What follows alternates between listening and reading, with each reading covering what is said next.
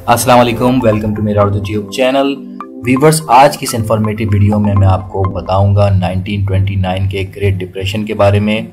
दुनिया भर की जो मईशतें हैं उनके लिए एक भयानक ख्वाब से कम नहीं था और इसका क्या असर पड़ा और ये बेसिकली था क्या। ऐसे तमाम लोग जो रिसर्च करते हैं फाइनेंशियल इश्यूज़ के ऊपर या यूनिवर्सल या ग्लोबल इकनॉमीज़ के ऊपर वो पढ़ रहे हैं, तो उनके लिए काफ़ी हेल्पफुल ये वीडियो साबित होगी और मौजूदा हालात के तनाजुर में भी आपको काफ़ी इंफॉर्मेशन मिलेगी और एक कंपैरिजन देखने को आपको मिलेगा इंशाल्लाह इस वीडियो में। तो व्यूवर्स, वीडियो को आगे बढ़ाते हैं, लेकिन उससे पहले आपसे गुजारिश है कि अगर आप पहली दफ़ा आए चैनल पर तो काइंडली सब्सक्राइब कीजिए ताकि आपको मज़ीद इंफॉर्मेटिव वीडियोज़ भी मिलती रहे। व्यूवर्स, दुनिया भर में कोरोना वायरस फैलने के बाद से बहुत तेज़ी से तब्दीली आई है। ख़ास तौर पर जो लोग हैं थर्ड वर्ल्ड कंट्रीज़ के, वो बहुत ज़्यादा मुतासर हुए हैं। हलाक शुदगान में इजाफा हुआ है, मुतासरीन बहुत बड़ी तादाद में हैं और इस बीमारी के फैलाव को रोकने के लिए जो नाफिज करदा लॉकडाउन वगैरह है, इसके ज़रिए भी काफ़ी प्रॉब्लम्स हो रही हैं जो लोग फेस कर रहे हैं। मुल्कों की मईशतें ख़राब हो चुकी हैं और IMF ने सूरत-ए-हाल को बाकायदा ख़तरनाक करार दिया है और इसे 1929 के अजीम माशी बहरान या द ग्रेट डिप्रेशन से तशबीह दी है। द ग्रेट डिप्रेशन या अजीम किसात के मुताल्लिक जानने से पहले यह मालूम होना ज़रूरी है कि 1920 से पहले अमरीकी मईशत का पहिया बहुत तेज़ था। सनतें बेहतर कारकर्दगी का मुजाहरा कर रही थीं और पैदावार भी अच्छी दे रही थीं, जिसके नतीजे में स्टॉक मार्केट में बहुत तेज़ी का रुझान नज़र आ रहा था। 1920 से 1928 तक के अरसे में अमरीकी मईशत ने जिस तेज़ी से तरक्की की वो बहुत शानदार और बेमिसाल रही और इसीलिए उस अरसे को द रोअरिंग ट्वेंटीज़ के नाम से याद किया जाता है। कंपनियों की अच्छी कारकर्दगी और अच्छी माशी शरह नमू की वजह से शेयर्स की कीमतें बहुत तेज़ी से बढ़ गईं, जिससे लोगों को भारी मुनाफा या डिविडेंड भी मिलने लगा। उस वक्त अमेरिका की कई कंपनियां बड़े पैमाने पर चीज़ें तैयार करने का तरीका यानी मास प्रोडक्शन को इख्तियार कर चुकी थीं। नए बरक़ी आलात तैयार होने लगे थे जिनमें रेफ्रिजरेटर, वॉशिंग मशीन, रेडियो जैसी चीज़ों की फ़रोख्त में नुमाया इजाफा हुआ था और हर 2 साल में पिछले साल के मुकाबले में सामान की फ़रोख्त के तमाम रिकॉर्ड टूट रहे थे और कंपनियों की पैदावार और मुनाफा क्योंकि ज़्यादा हो गया था, इसलिए लोगों ने तेज़ी से घर बैठे मुनाफा कमाने के लिए अपना सरमाया स्टॉक मार्केट्स में लगाना शुरू किया और फिर कारोबारी तज्ज़िये की हिकमत अमली ना होने और कमाई का आसान ज़रिया समझ के लोगों ने इसमें पैसा लगाया स्टॉक में। और इनमें ज़्यादातर वो लोग थे जिनको स्टॉक मार्केट के काम का तजुर्बा नहीं था, तरीक़ेकार का नहीं पता था और मईशत की थोड़ी सी भी अलिफ-बे नहीं मालूम थी।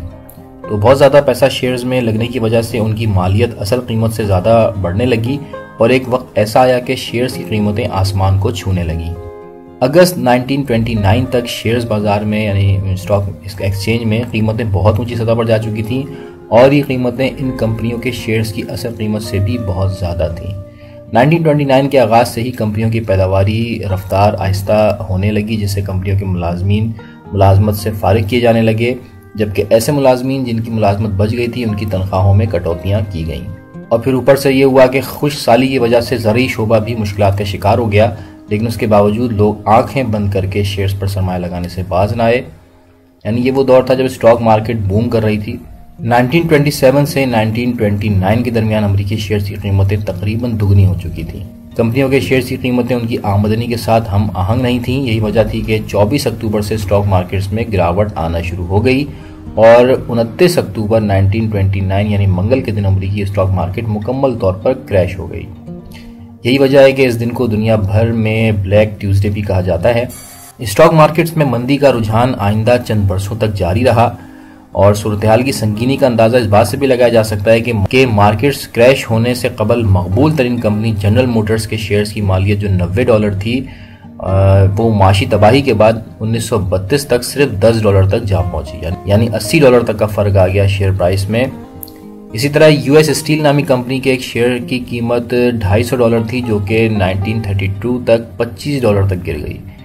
इसी तरह कई कंपनियों के शेयर्स की मालियत 90% तक गिर गई थी। इस सूरत-ए-हाल में लोगों की एक बड़ी तादाद ने शेयर्स में सरमाया लगाना बंद कर दिया, जिसके नतीजे में कारोबार के लिए सरमाया मुश्किल हो गया।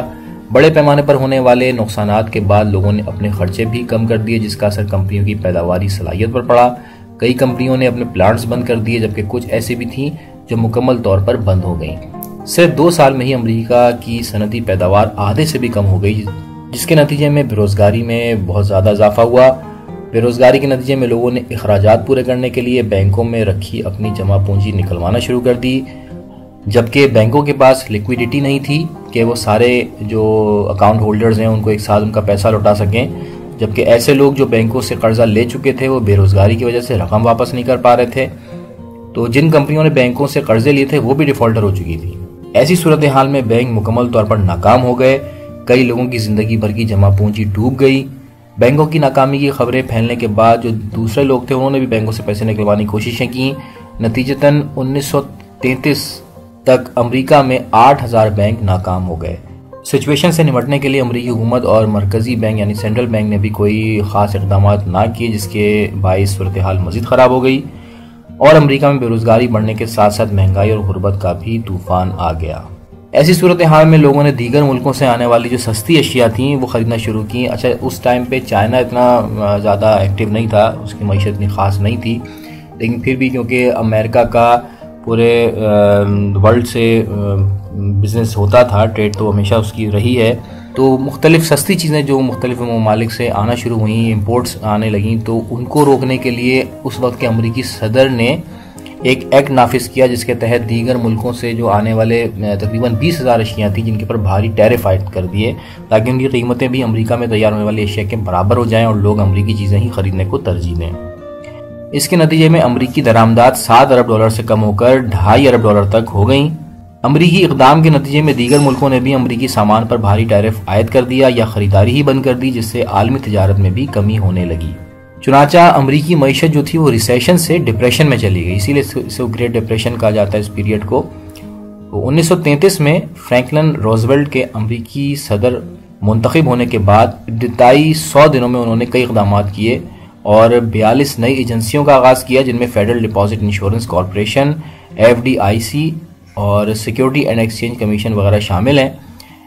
FDIC ने आवाम को ज़मानत देना शुरू की कि अगर बैंक उनका पैसा वापस लौटाने में नाकाम रहे तो ये रकम हुकूमत अदा करेगी, जिससे लोगों का एतमाद बहाल हुआ और वो बैंकों में अपना पैसा दोबारा रखने लगे। सिक्योरिटीज़ एंड एक्सचेंज कमीशन ने स्टॉक मार्केट में बेज़ाब्ता अंदाज से पैसा लगाने वालों के लिए ज़ाब्ता अखलाक तश्कील दिया, जिससे मईशत को सहारा मिला। 1933 से 1936 के दरमियान मईशत संभली थी कि 1937 तक दोबारा इसमें तनज़्ज़ुली आई और इसके बाद दूसरी जंग अज़ीम में जो अस्करी मईशत पर ज़्यादा पैसा खर्च करने की वजह से अमरीकी मईशत दोबारा संभलने लगी।